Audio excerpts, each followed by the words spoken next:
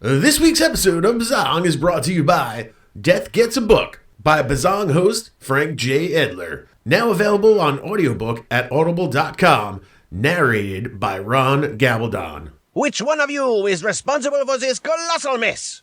The French voice asked. Vincent Death looked around for the source of the voice. He saw nothing. I told you he was here, the Death from Salem said. You told us who's here? Vincent Death asked, still looking around. La Petite Mort, the Death from Salem said.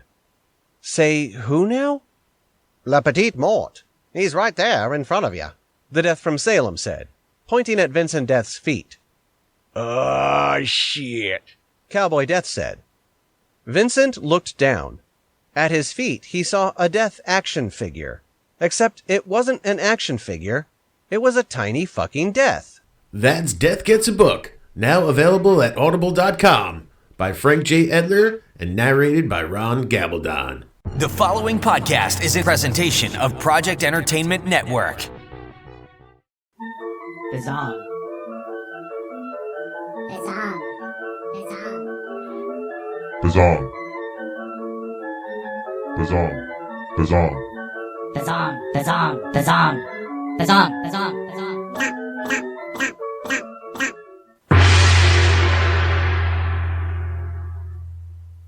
This is Bizzong, the weird and wacky fiction podcast. With me, your host, Mr. Frank. We're back, Zongers. I missed a couple of episodes there. That's because, well, the Super Bowl got in the way, and then Valentine's Day got in the way, and I just didn't get some interviews done, but we're back interviewing again, bringing you more great, weird, and wacky fiction. Including this week, Zongers. Lots of fiction available. As you heard at the top of this episode, though, I just want to quickly say, I do have a new audiobook out for Death Gets a Book, my very first audiobook. I think it came out fantastic. And if you're somebody who's into listening to audiobooks, maybe you'll want to check that out over there on audible.com. And stay tuned. At the end of this episode, I'm going to run a longer clip from Death Gets a Book to entice you. But our next guest, I'm going to have to do a little less enticing because he has written a fantastic book. Lately, I've been reading quite a bit of what you would call extreme horror or splatterpunk stuff. As you know, we had on Ryan Harding and Lucas Mangum to talk about Pandemonium, which I just got done reading, and that was every bit the gore fest that was promised. And prior to that, I read a book called Mother Maggot, by a gentleman named Simon McCarty, that was extremely gross, if for lack of a better term. And now this week, I'm bringing on the show the one and only Mr. Daniel Volpe, who has written a book called Billy Silver. And if you haven't caught the buzz on this book, maybe this will help deliver, because Billy Silver is a really, really great, well-written, punchy book that has really disturbing, gross, raw, visceral moments. You know, it's not like a constant in your face, over the top, extreme kind of horror, but it's when the moment demands, it gets really disgusting, and to say the least. So we're going to dig deep in with Daniel Volpe on Billy Silver this week, and hopefully entice you to check it out yourself. But we're also going to just talk a lot of shop with Daniel as well. It turned out to be a really great conversation. We do a deep dive on Billy Silver, hopefully keeping it spoiler free.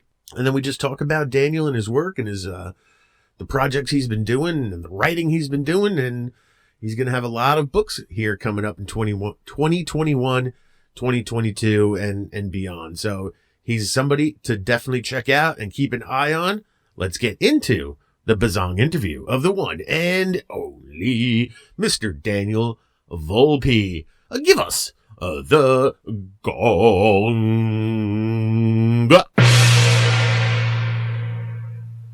Zongers, I can think of no better place to have interviews this week than Under America with this week's guest, Mr. Daniel Volpe, because we are both recording in our basements, and it seems somehow apropos given what we're going to be dealing with this week in the underground. So Daniel Volpe, welcome from underneath America to Bizzong. Thank you, Mr. Frank. Thank you for having me here, and I'm ready to go. Excellent. Let's talk shop here. I want to dig deep into your book that I'm just fresh off reading. It's called Billy Silver, and it kind of took me by surprise, and definitely wanted to have you on the show to talk about it. So, real quick, why don't you just give us the synopsis for Billy Silver? All right. So Billy Silver is a splatterpunk novella that I wrote back in March 2020. It deals with Billy, the main character. He is a heroin and alcoholic addicted individual. He's also a lead singer of a local metal band called Shit Fist.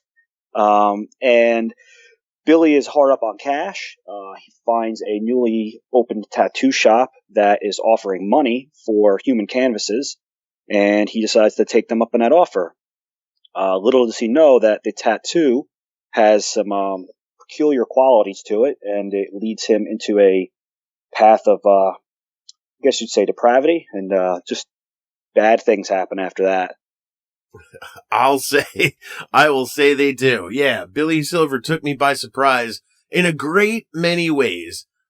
Interesting that you called splatterpunk. I definitely was thinking extreme horror, splatterpunk for sure, fits the bill as well. A lot of people, I really picked this up because so many people started talking about it. As you know, I follow, or I use very heavily Goodreads, and I was seeing tons and tons of really positive reactions to Billy Silver. I'm like, well, clearly I need to check this out. And I was surprised by really two things, and the biggest thing reaction wise, even as I was reading, was Billy Silver, the titular character, is really not a good person. I mean, from the jump, and yet he's the protagonist of this book. It was pretty cool to, you normally want to root for a protagonist, and I was kind of saying like anti-hero, but not, it would even be rough, I think, to call him an anti-hero. Do you agree? Oh, absolutely. He is nobody's hero. It was a weird perspective, writing Billy, because like you said, I didn't want him to be glorified or honored, but I was sick and tired of reading the same old stories with the cookie cutter hero, and the good guy wins at the end, and you should always do the right thing. And I decided, you know what, Billy's not going to do the right thing. He's not a good person, and I just wanted you to follow a couple days in the life of his craziness there. Yeah, but something weird too was he goes from bad to worse essentially in the book.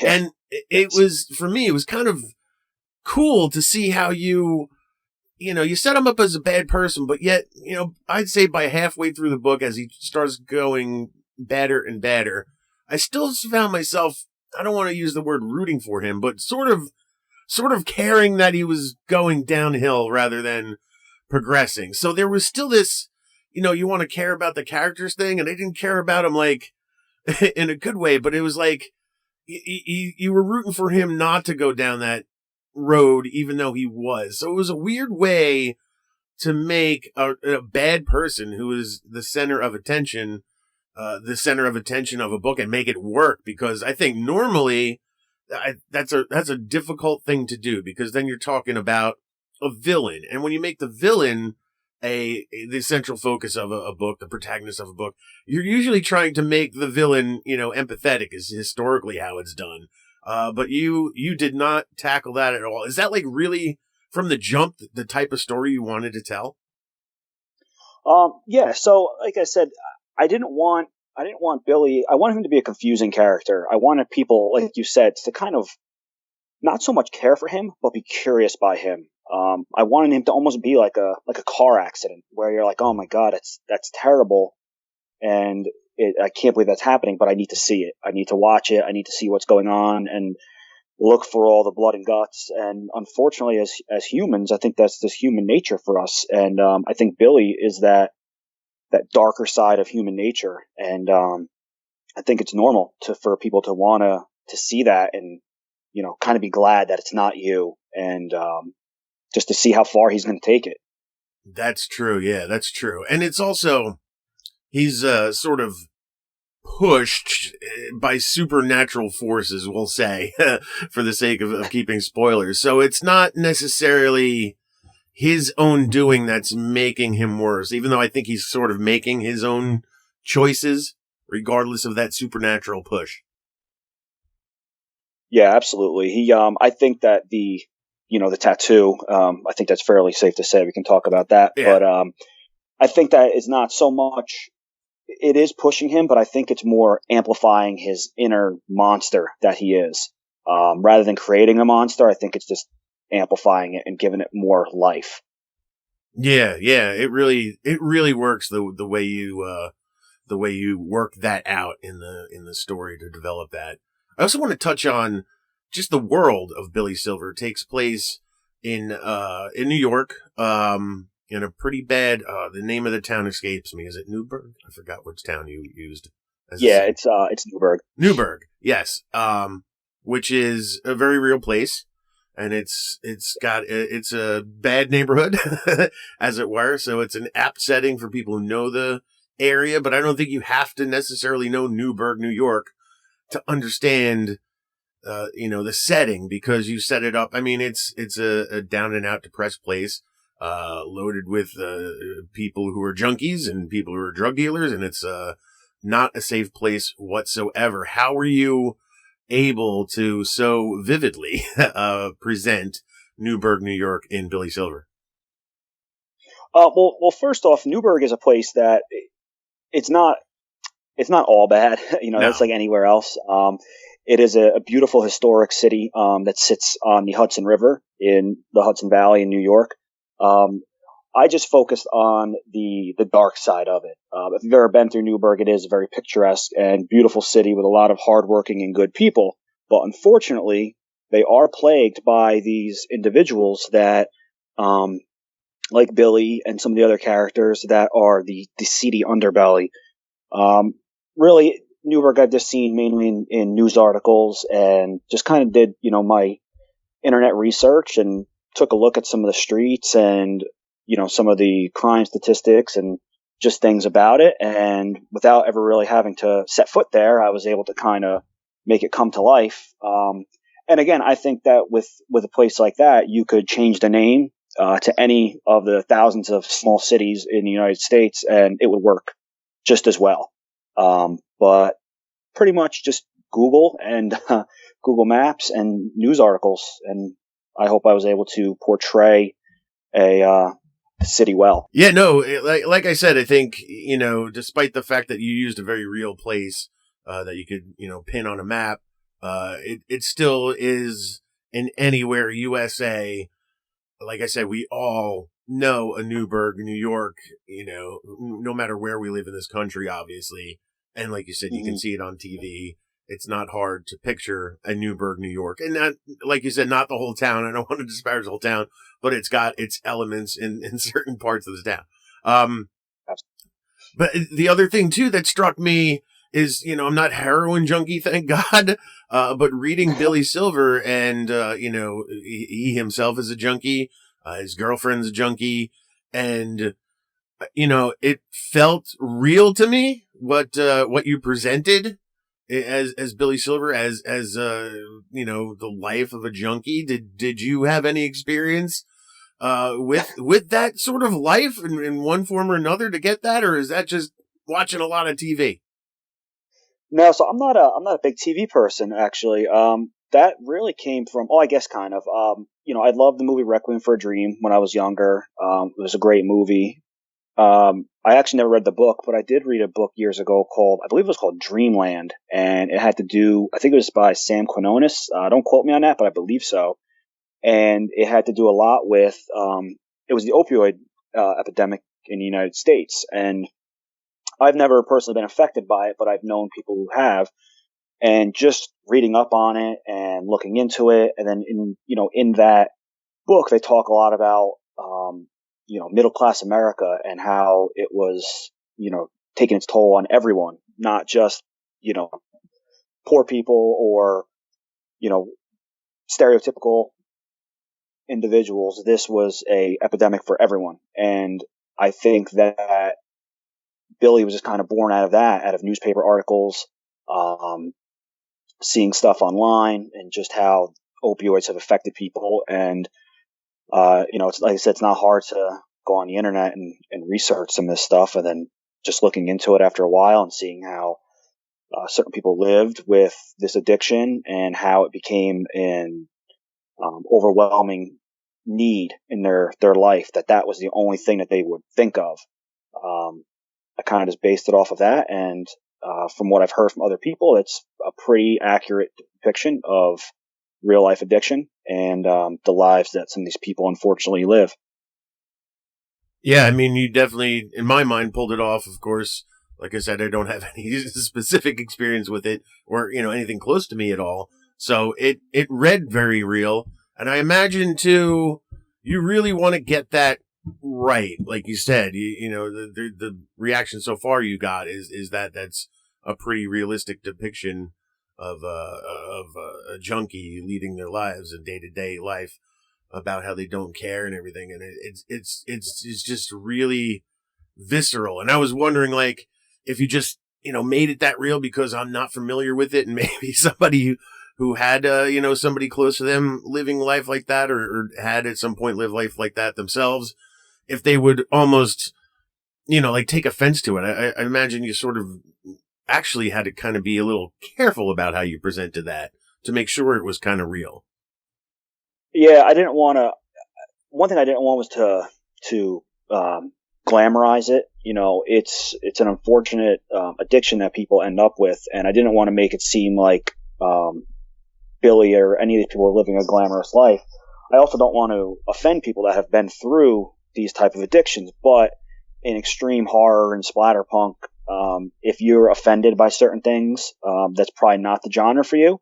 Yeah. I go into, on the back jacket in the synopsis, it pretty much starts off and it says Billy Silver is a junkie.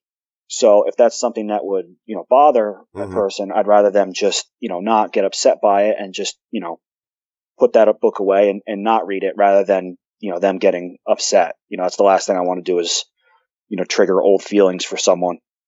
Oh yeah, definitely. And like you said, especially with the extreme horror, it's kind of crazy to me to, see people pick up an extreme horror book that seems pretty well, stamped on the cover what you're getting into, and people still like be taken aback and upset or offended by a book. Is that, as you wrote this, was that ever a concern for you, or did you leave those concerns behind when you're writing something like Billy Silver? No, I left all the concerns at the door. I kind of just went for it with this one. Most of the other stuff I've ever done in the past has kind of been more conservative. And with Billy, I was like, you know what? This is not a nice world I'm writing. This is not a good situation these people find themselves in. And to give it anything less than reality would be doing an injustice. And so with Billy, I just went for it. It definitely, you did not pull any punches, I can say that. And it's got its squirming moments. There were a couple of moments I really loved the way he described some things that were pretty gross, but fun in fun ways. And, it's interesting to me. I generally like extreme horror, as long as it sort of has a point. Sometimes when it's just, at least the way I read it, it comes off as just, let's write as much as death and blood and gore as we can. It loses me a little bit. But Billy Silver at its core, was just trying to tell a story, and it just happened to need to be gross by its very nature. Was that something like, I guess my question is, do you always write with this, extreme horror in mind, or was it the story that dictated it? I don't necessarily write with the extreme horror in mind. I write to tell the story. If the story is disgusting and it warrants, disgust and stuff like that, then yes, absolutely. I'm going to, it's going to be gross. Billy Silver, it needed that. I think for the realism that was in it, it couldn't be told any other way besides coming from a realistic standpoint. I have another book that's going to coming out later this year that is a more traditional horror. There's still violence in it, but the other stuff is not it's not toned down. It's just not there for the story. And I think interjecting sex or gore or just disgustingness for the sake of shock value it's kind of like the equivalent of random jump scares in a horror movie. Mhm. I think it's just a gimmicky almost. If the story needs it, the story will get it. If the story doesn't need it, it's not going to be there. At least from me. Yeah, and that's definitely how Billy Silver reads to me. It's like when it needed to be gory and unpleasant, it was, but you didn't try to sustain that constantly and constantly shove it in the reader's face, which I appreciated about that story too. The other thing I liked about the story itself was the length. I mean, it's at least digitally, it's around 75 pages, give or take a few. The economy of words that you get out of that. Like I felt at the end that I read something thicker, a thicker book. You got a lot of mileage out of an economy of words. Was that also something you had in mind, writing the book, that you wanted to do something real punchy and short and to the point? Yeah. So my writing style, I can't stand reading, door stoppers. I don't mind them. And there are some phenomenal books out there that are, 1,000+ pages. But for me, when I write, I don't like fluff. I don't like writing fluff. I want to get to the good stuff right away and to keep you in the good stuff the entire time. I didn't have a length for Billy. I kind of just wrote it until it was done. And then I went back and edited it. And I kind of trimmed the fat out of it and made sure that the reader was going to get something that was just visceral. I often describe my writing style as like a literary car accident. It's just short, violent, and fast. And that's kind of what I went for with Billy. And all my upcoming stuff you're going to see. It's a little longer than Billy Silver, but not much. I just like those. I like that novella length story. I like reading those, and I definitely really enjoy writing in that length. Yeah, it worked. And I was really impressed with just how full the book Billy Silver read, with just, say under 100 pages. A lot of times, you read something that length and you're like, man, I wish there was more to this. I wish, they would have expanded on some things, but Billy Silver reads like it reads perfect. If you wrote any more, yeah, it would have been fluff. If you wrote any less, excuse me, it would have read like I need more. So it really nails the story. It lands where it needs to be, and anything more or less wouldn't have worked for it. The other thing I wanted to cover with Billy Silver is the title itself, Billy Silver. I first saw some people talking about it and the cover, and it's got a very red sort of cover. I think you described it as like an overexposed piece of rust or something you used to create the cover. And then Billy Silver. I got to admit, out of the gate, the title didn't grab me, nor the cover necessarily. Just Billy Silver didn't tell me a lot about the book, and if it weren't for all the great buzz you got about it, I might have passed up on it and missed out. So, title-wise, why did you go with Billy Silver? It's funny because literally right before I hit print or publish on Amazon, I had another title in mind, and I was going to change it, but for so long, it was always Billy Silver to me. And I was like, oh man, I should change this. Because for that same reason, it wasn't grabbing. It didn't really do anything, but it was always Billy Silver to me. Mm-hmm. So I just kind of left it at that. I wanted people to know that this story was about him. Yeah. And the cover actually, I've hired a new artist. Well, I did the first one myself, so I did that for free, obviously. But I hired an artist for an updated version of Billy that is going to be coming out hopefully soon. And I am going to have a much more eye-catching, we'll say, cover of what the newer updated version is. All the content inside is going to be the same, but it's going to be a new format, a new layout, and then obviously a really amazing, pretty graphic cover that will be coming out with it hopefully soon. Yeah, if there was one sort of criticism or concern I had, is that Just I didn't find the title, even though after reading it, it makes sense that, oh, this is Billy Silver. Obviously, it's centric about it, but, not knowing what the book is to somebody just sort of, glancing over titles, you might miss some readers to a really great book. So, it's out there now, and you've chosen what you've chosen, and you've got a lot of great buzz going on about it for those people that do read it, getting extremely positive feedback.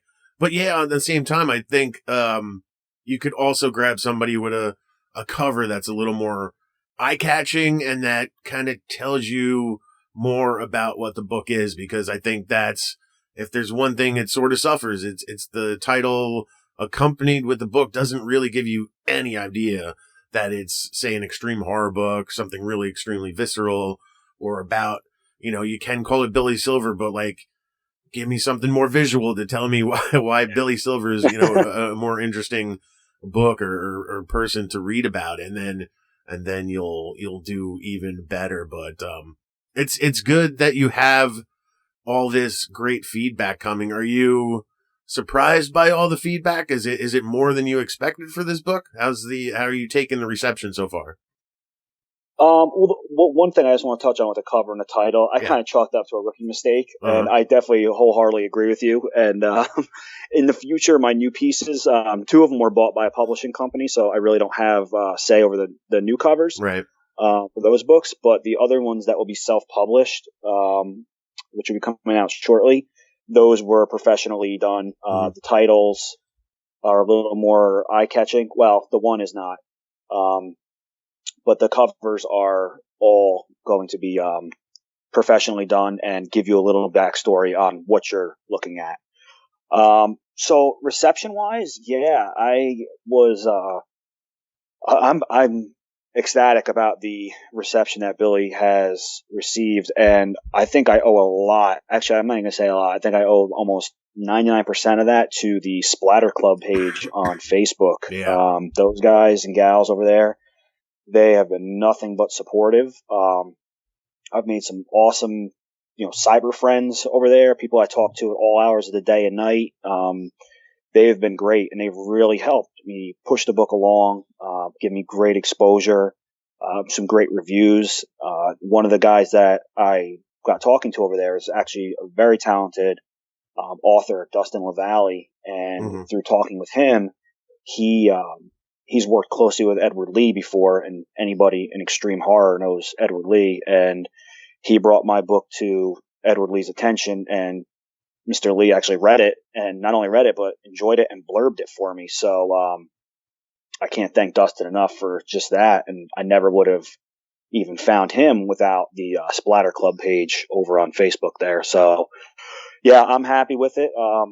Everything's going well. I'm still continuing to get buzz for it. I still sell, a decent amount daily, and it's been surreal.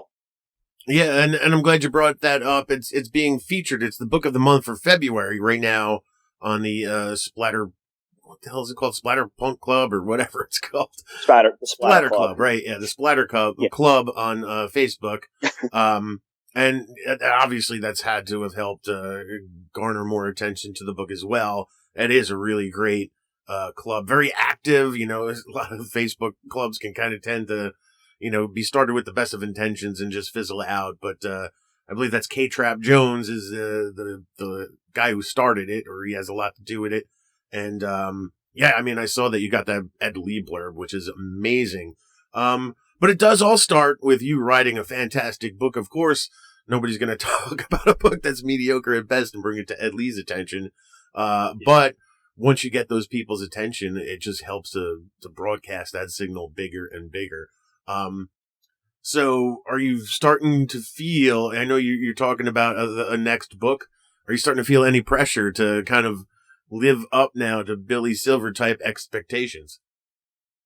I think that the sophomore book is going to be one that I hope is people find just as engrossing as Billy. I actually, last year was an amazing year for me in writing wise, maybe not life wise with COVID, but for writing, I wrote 4 books last year, a ton of short stories, and Billy was just one of them. Actually about to finish a tie-in I was just writing before I jumped on with you of Talia, her backstory, which is going to be, I say it's going to make Billy look like Sesame Street. So it's a pretty good one. Yeah, I'm happy. I'm happy to hear that you're following up with a further exploration of that character from Billy Silver Talia, because I think you got a whole nother book there for sure. Was that your first reaction after Billy Silver? Is I want to explore Talia more? Well, it's funny because the Talia character I've had pop up before in other short stories, and I never really knew what I was going to do with her. I had her come up in another short story a couple years ago, and when I started writing Billy, she kind of just almost like weaseled her way in, and I didn't even really expect to use her. And then all of a sudden, I felt myself writing, and I'm like, this is a character I've used before. And so I wrote her, and I kind of kept her semi-vague in Billy Silver. But now I'm writing her an entire book just based on her, and we'll say her early life, set in the early 90s. And it's going to be a complete standalone because I don't really care for series. Yeah. But you will see some, Easter eggs in there, for Billy Silver. But it's Talia. It's Talia all the way, and I can't wait to show everyone the cover art for this because it is, it's amazing. But yeah, so I've had people asking about a sequel. I had no intentions of doing a sequel, but it seems like every third or fourth person that I talk to is asking about it. So it's something I probably will explore in the future, but just not anytime soon. Interesting. I felt happy with where Billy Silver ended. I'm sort of like you, though. I'm not a big fan of series necessarily. So I felt it was, you said what you needed to be said about Billy Silver. But yeah, I would be interested in learning more about Talia because she's an important character to the story, but she's not a very prominent character overall in the stories, and she is intriguing, so it does make sense. And you said she's sort of a recurring character for you, and I think it's a good segue because I did want to touch on, the other stuff you have out prior to Billy Silver. There are a couple of things, Bits of Bone, Scared of the Dark. Do you want to sort of, touch on the work you've done before Billy Silver? Yeah, so those two are short story collections. They were kind of my first foray into self-publishing. I plan on pulling them down at some point and doing a revised edition of them. I do really like them, but they definitely, in reading them, when I reread them, I kind of cringe a little because I kind of see my flaws and my errors, and I think that now, I think Bits of Bone came out in 2012, and 9 years later, I like to think I'm a better author. Yeah. But those stories in there are more traditional horror. You're not going to get too extreme. But they're all fun. A couple of them I've had published elsewhere. But they were a couple of them in Scared of the Dark. I have 2 novella length stories in there. The title story, Scared of the Dark, and then one that was actually made into a screenplay, Some Will Float. Those are kind of novella length, and those were my first shot at a longer horror, and that kind of built me up into writing Billy Silver later on. Gotcha. So Billy Silver is your first like novella length thing, and it's just been short story collections prior to that. Yeah, absolutely. But I think I'm going to kind of shy away from the short story collections. I think for now, anything I write that's short, I'm going to shop around to anthologies, which I've actually sold a couple recently, and I'm probably going to stick to that novella novel length for the foreseeable future right now. And you mentioned that Bits of Bone was first put out 2012, like you said, 9 years ago, and you didn't really put anything out until Scared of the Dark last year that you released. Why was there like a long stretch in between, your releases? Did you have a break in writing, or you were just kind of honing yourself? It's kind of weird, and I was talking with a friend about this yesterday. I've kind of changed up my styles. Writing before, last year, writing to me used to just be kind of something I would do here and there. I'd get an idea for something, I'd sit down, I'd scratch out, a couple thousand word short story, I'd edit it poorly and put it away. And then, a couple months later, I'd get an idea. I'd do the same thing. And that was it.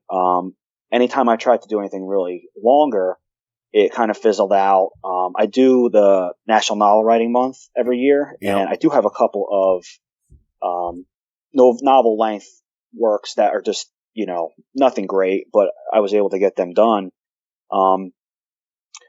So up until last year, I was kind of a pantser, and I know you're an author as well, so you probably know what I'm talking about, where, for the listeners, a pantser is someone who just sits down and they just write. I decided to start doing some outlines.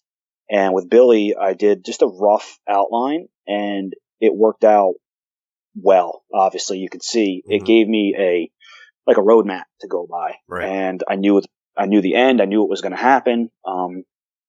And I found myself writing in like a frenzy because I knew that I was going to get to that end. I knew what the end was going to be. And I probably wrote Billy Silver in a couple weeks. Maybe a month time, if that. And then, from then on out, I just kind of been outlining things, and it's really helped keep me on track. It keeps me, goal oriented and getting to certain spots in the story. And, I have a book coming out from D&T Publishing called A Gift of Death, and that's 35,000 words. I wrote that in 2 weeks. Wow. So, yeah, and it came to me one day. I had like a little small idea, and I just started flushing it out in an outline. And then once I had the outline done, it was just off to the races. And I pretty much just couldn't stop writing it until I was done, 5, 6, 7,000 word days. And before you knew it, I was putting the last keystroke on. So. Yeah, that's pretty incredible output for sure. It's 5,000, 7,000 words a day. Man, you must really be inspired to get that kind of output. I know I'm happy when I get maybe, 1,500 to 2,000 out a day is a rarity for me, but I couldn't even imagine. But I know when the book is speaking to you, when the story is speaking to you, the characters, you can't stop, right? You just got to keep pouring it out. So that's pretty incredible to have that sort of output over 2 weeks to get 35,000 words. It's incredible, but it speaks to, the story talking to you that you have to get it out. And I know that's when I do my best writing is when the story is just sort of telling itself. And I just feel like a vessel to get it onto the page. Yeah. And that's a really incredible feeling. It's interesting to hear you say, that you switched from pantsing to sort of outlining because like you said, I'm a pantser myself, by and large. When I do write longer things, I have probably something close to you, like the thinnest of outlines, just sort of a quick roadmap. I want to get from here to here. Here's like the idea, the 3 acts, maybe some ideas there, and then pick up and go. And it doesn't always follow the outline too. The outline I change. So I keep it bare minimum. I really don't even consider myself an outliner, because I do it so just to the littlest degree as I can. So I do kind of by and large consider myself a pantser because ultimately it seems like by the time I'm into my second act, I'm not even looking at the outline anymore. I know what I did. I know where I want to go with this and just kind of really full on pants from there. But, I do understand where, if you have a pretty good outline and you know where you want to go and you're just hitting those beats and writing to those, bullet points, that can definitely only help. And I wish, I wish I could be a little more dedicated to the outlining process, but I don't know. Something about it also seems constricting to me. So I've shied away from it, and I appreciate the people who are able to outline and write their work. And, I don't know. I've talked to so many writers doing this podcast. It seems like by and large, most of them are pantsers. But it also seems like the ones who outline might actually have the stronger stories over, generally speaking. So it's something like I always feel like I should be doing more or better, and I don't. But, obviously it's paying off for you with Billy Silver and the further things that you've done here. So you've said you've written like 4 new things since Billy, or in and amongst when you wrote Billy? Yeah, so Billy was the first longer like I said, the first longer piece I wrote, and I shopped it around to a couple publishers, and I couldn't get it picked up. I think mainly for the size of it, it was just a little too short. But in the interim, while I was shopping it around, I wrote one about 40,000 word novella that should be coming out soon. That's called Awakened in Blood. That should be out hopefully within the next couple weeks. And then I wrote a 70,000 word novel right after that. Like I think I went like one to the other. After that, when I took a little bit of a break, did a couple short stories for some submissions for anthologies, and then I wrote a novella called A Gift of Death. That I wrote. That was the last thing I wrote. That's probably about 35,000 words. And now I'm just putting the last probably 5,000 to 8,000 words into Talia. And, then maybe I'll do a couple more shorts for some novellas here and there. Or not novellas, but for some anthologies. So how do you decide then, you went with self-publishing for Billy Silver because it really couldn't get picked up. Like how long do you give something to go through that submission process before you say, I'm going to do this myself? Or is there just I know this can't get picked up, or I want to keep this one closer to my vest that sort of dictates, whether you self-publish or whether you shop a story around?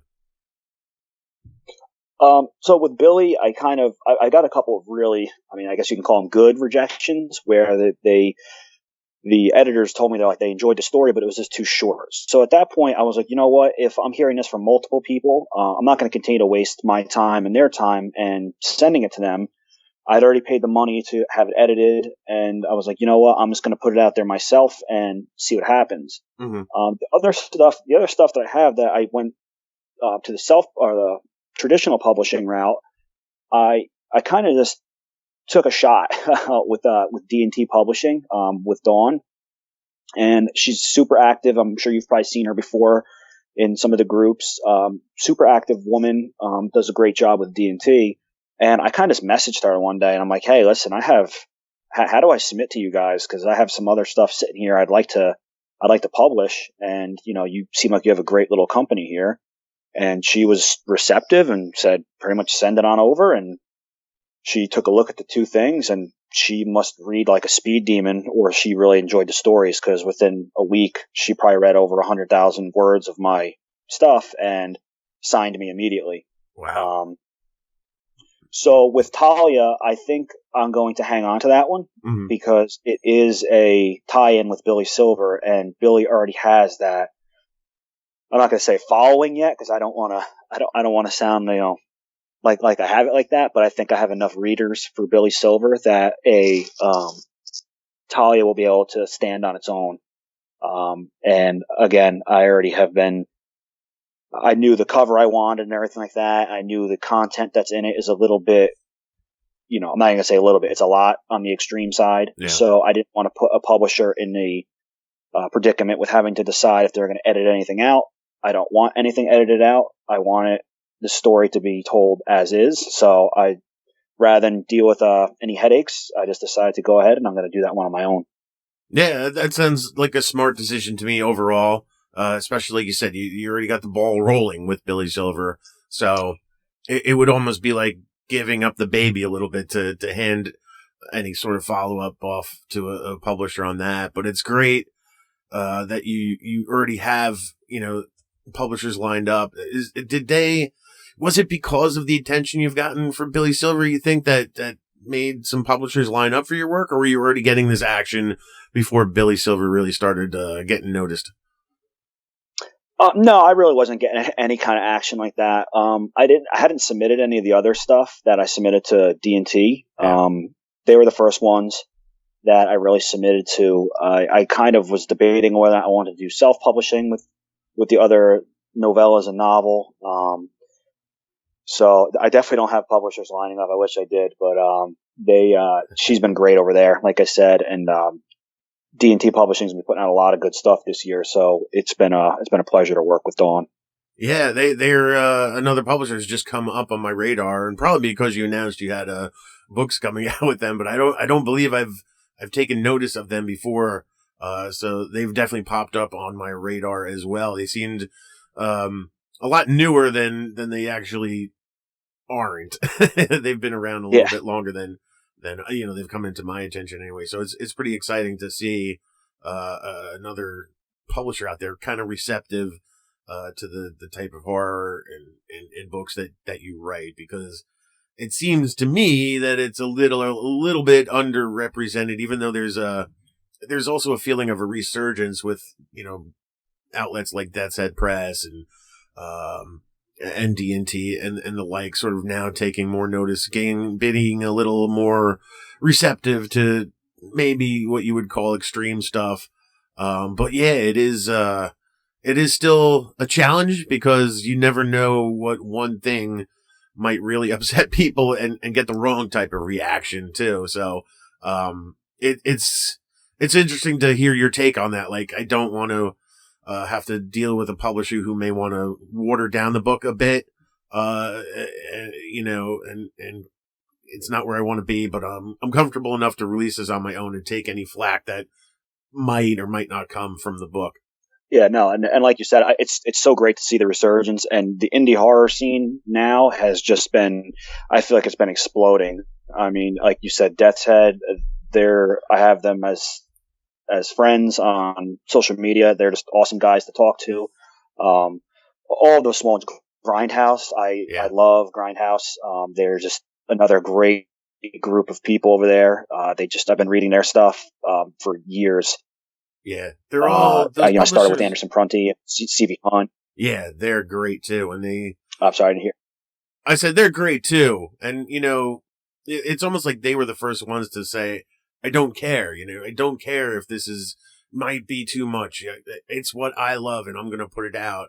And Grindhouse to me has sort of led the charge, and Death's Head Press is right there. They're putting out stuff unapologetically and putting it out to the world, and they're having good success doing that. Even to that, there was a little kerfuffle, let's call it, that the splatter westerns kind of were offered up to a reading group, and some people, it wasn't for them, and they voiced that, and it actually, even though it isn't for everybody, obviously the sort of negative reviews also lent to more sales, because it's like, oh, why what's so upsetting about these books? I've got to check them out.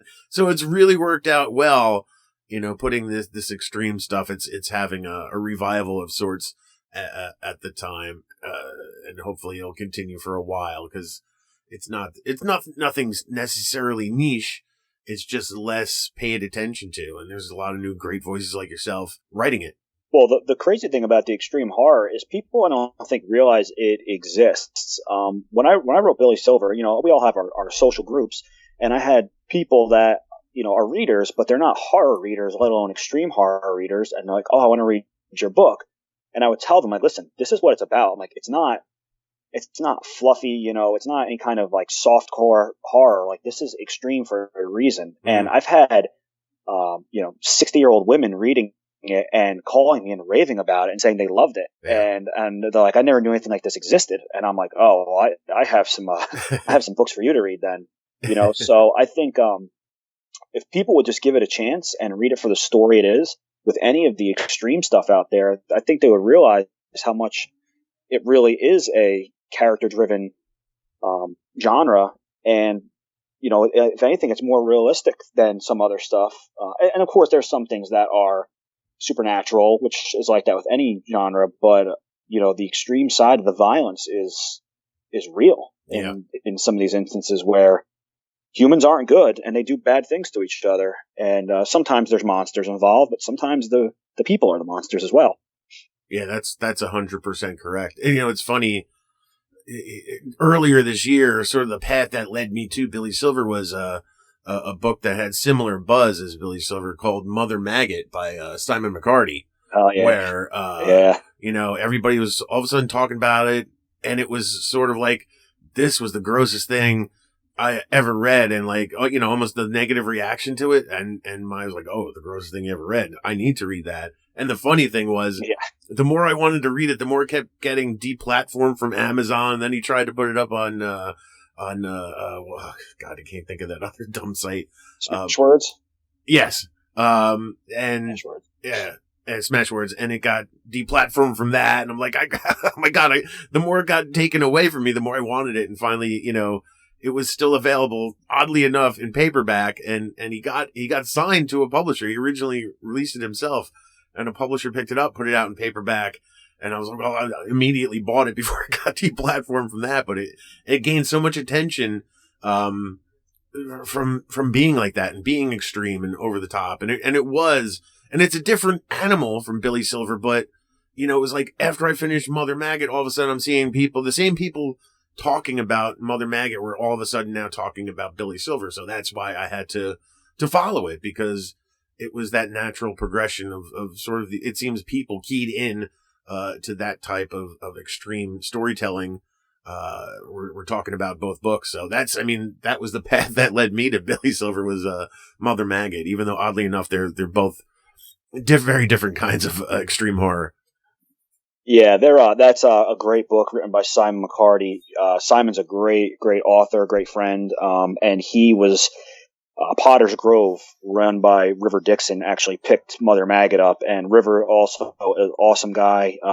He's kind of goes against the grain, like he doesn't care. Mm-hmm. He wants art in its purest form, and he just doesn't care. I actually submitted to him a longer, probably a 9,000 word story for an anthology, and it's pretty graphic in there.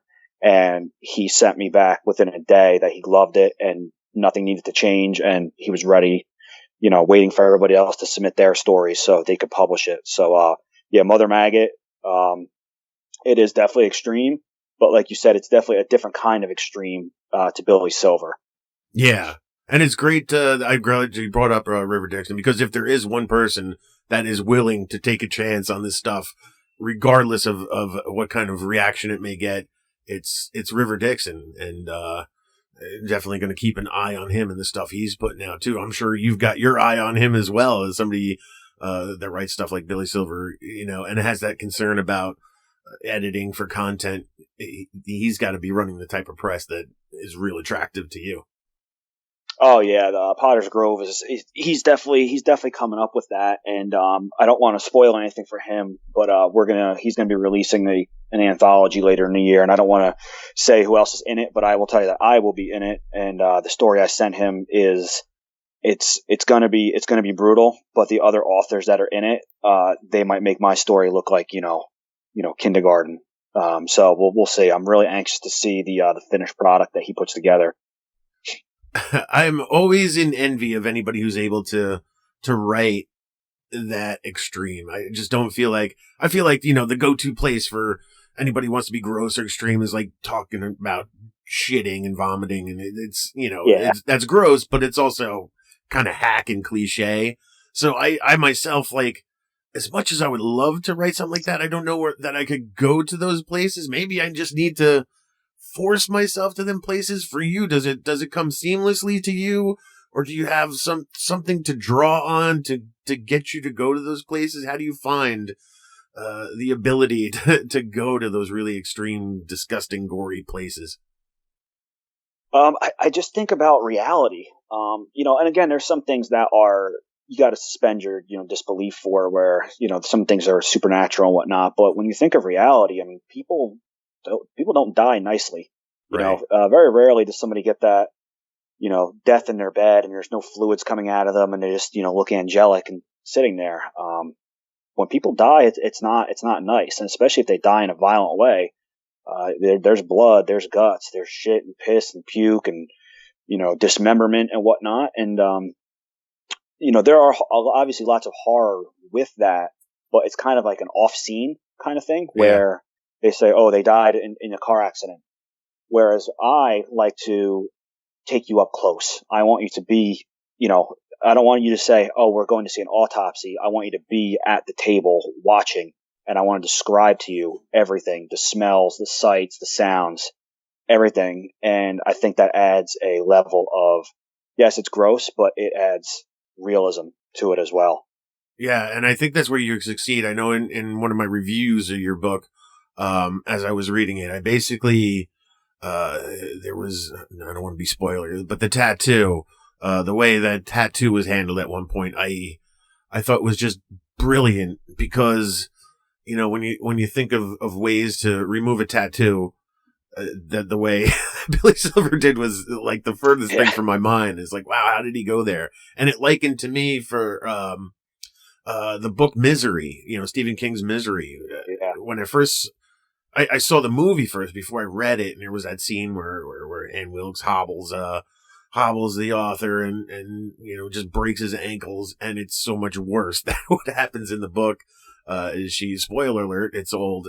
She just chops off his feet and cauterizes him with a blowtorch, a little mini blowtorch, which to me was like, oh my God, that's so much worse. There was so much worse she did in the book than they even put in the movie. And it was so much better the book was so much better than the movie because it was just that extreme, especially for Stephen King. I don't know that he's ever been more extreme in describing stuff than in Misery. So when I read, you know, Billy Silver and the tattoo incident, I was like, man, that sounds like brilliant, like Misery. Like, it's right there.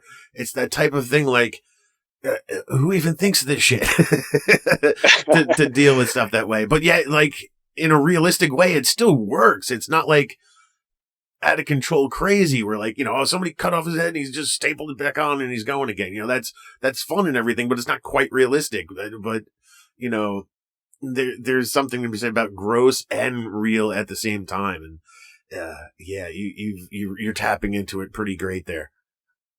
I appreciate that, and that's the line I want to walk. Like, I don't mind the over the top, gross out stuff, and I enjoy that. Like, I'm a huge fan. You see my bookshelf's full of Edward Lee stuff, and I don't mind the over the top craziness, even with Simon's book with Mother Maggot. Right. But there's also a time and a place for that. And in my writing, I like things to be gross and graphic, but feel real, where you're like, man, that could really fucking happen. Somebody really could do that to another human being or to themselves, and this is what it would feel like. And that's kind of, like I said, that's the line I want to walk. And one book that I read that was like that, where it was over the top, but it was so well written, is Dead Inside, Chandler Morrison. Yeah. And I don't know if you've read that, but there's some really disgusting things in there, but it's in such a way that it's real. Like, it feels realistic. The characters are written so well, and you want to think it's over the top and it should be insane, but it almost makes sense for those characters. And if you never read it, it's definitely one of the more extreme books out there, but he just did a great job with that book. Yeah, that's another one. It got so much buzz for all the wrong reasons. It got buzz, but you know, once it did come out, it got buzz even before it was released. But once it did come out, that was the type of thing that people said about it. I have it, but it's one of those books I have. It's sitting on the shelf along with 1,000 other books that I just haven't gotten to yet. But you know, that sort of endorsement, you know, that's the type of endorsement that'll help it bubble up a little closer to the top of the pile of things to be read for certain. But yeah, I do definitely appreciate that level of grossness where it's still sort of grounded in a way. That's a really particular type of grossness that I think probably works the best because it is real. And so it's extra cringy, you know, you kind of feel it a little more than you would something like a Mother Maggot, where it's just crazy over the top, a maggot woman type of a thing, which, you know, it maybe could happen, but highly unlikely. That being said, so unfortunately we've come to the end of our time together, but it has been a terrific ride getting to learn all about, you know, what it took to get Billy Silver onto the page and into readers' hands, because it is an extremely great book. If you're the type of reader that can appreciate some really visceral, raw, disgusting writing, you need to pick up Billy Silver and read it. And Daniel, I'm so glad that you were able to join us here in Bizzong and talk all about that book and the process of getting that book out there and everything that's happened since it's been out there. I mean, it's still fairly new, I guess, sort of like attention wise. Like, there's still a lot of buzz going on around it, so you can kind of like hop on this bandwagon and preach the choir to the Daniel Volpe Billy Silver book. get in now while you can get the old cover before the new one comes out, and that'll be a collector's item one day when I'm a millionaire, and you can have the original with the red cover. That's right. Yeah, it's also an investment, and it's a good investment in your future. And it is important to note that it is the book of the month on the Splatter Club on Facebook. So if you're part of that club, or go get yourself be a part of that club, because we got one more week left as this show drops until the end of February, where it's getting spotlighted. You're doing a couple of giveaways and you're answering questions about the book and everything. So it's been fun, kind of getting little deeper dives into the book as well. Absolutely. Yeah, I've had a great time today. I thank you very much for having me. Daniel Volpe, Zongers. If you have not read Billy Silver, do yourself a favor, grab a copy and read it. It is quick, it is punchy, it is raw, and it is real. A really intense read that I highly recommend to everybody who listens to Bizzong. Definitely looking forward to all the other stuff that Daniel has coming out in the near future here as well. He's just definitely got some really tight writing chops, and I enjoyed the hell out of Billy Silver so much, and I can only expect that he's going to come back with the same caliber stuff in the near future here. And in the far future, and in the middle future, he's got a bright future ahead of him. And Zongers, you can have a bright future ahead of you as well, because Bizzong is available to advertise yourself, your product, or your wares right here on the Big Bizzong Show, where you can reach a like-minded audience. Our ad rates are extremely reasonable. All you got to do is reach out to me, Mr. Frank J. Edler, at gmail.com, and we will discuss our rates and an advertising strategy for you. And you can shine as bright as Daniel Volpe. So that's all we've got for you, Zongers. Don't forget to stay tuned after the credits here for a longer clip of my new book, Death Gets a Book, now available on audible.com, performed by the uber-talented Ron Gabaldon. So you are now free to go and listen to these other great Project Entertainment Network podcasts and an audiobook clip. Hey everybody, it's Kevin Goatee. It's Kevin Israel. And you're listening to Gutting the Sacred Cow on the Project Entertainment Network. Hey Kevin, what exactly is Gutting the Sacred Cow? Gutting the Sacred Cow is a podcast where we invite comedians and talented people every episode to come on and trash a movie that you probably love or someone you know loves. That's right. Our guests have trashed such films as Indiana Jones and the Last Crusade, Gone with the Wind, Grease, even Star Wars. Can you imagine the balls on that guy? Did he succeed? I cannot. Yeah, well, listen and you'll find out. But this is Kevin Goatee and Kevin Israel for Gutting the Sacred Cow. This week's episode of Bizzong is brought to you by Death Gets a Book by Bizzong host Frank J. Edler. Now available on audiobook at audible.com, narrated by Ron Gabaldon. Vincent Death's non-existent heart leaped into the void where his throat once was when he realized he was also naked. Naked as deaths go. "Put your clothes back on, you perverts!" a voice yelled, and Vincent's vision went black. The voice was thick with an outrageous French accent, really over the top like a Monty Python skit. Vincent Death could not see the owner of the voice because his tattered black robe, trademark, covered his face when it was thrown at him. Embarrassed, he threw his robe on with the haste of a man caught cheating with someone else's wife. He didn't know why he felt ashamed of his bare bones, but he felt more like himself with the robe back on. It was easier to distinguish Cowboy and the Death from Salem as well, with their robes back on. They all had identities again. Without them, they were just Death. "Which one of you is responsible for this colossal mess?" the French voice asked. Vincent Death looked around for the source of the voice. He saw nothing. "I told you he was here," the Death from Salem said. "You told us who's here?" Vincent Death asked, still looking around. "La Petite Mort," the Death from Salem said. "Say who now?" "La Petite Mort. He's right there in front of you," the Death from Salem said, pointing at Vincent Death's feet. "Oh, shit," Cowboy Death said. Vincent looked down. At his feet he saw a Death action figure, Except it wasn't an action figure. It was a tiny fucking death. It was looking right back up at him, and it was fucking pissed. You are the piece of shit that caused all the trouble, oui? La Petite Mort asked Vincent Death. Now, hold on.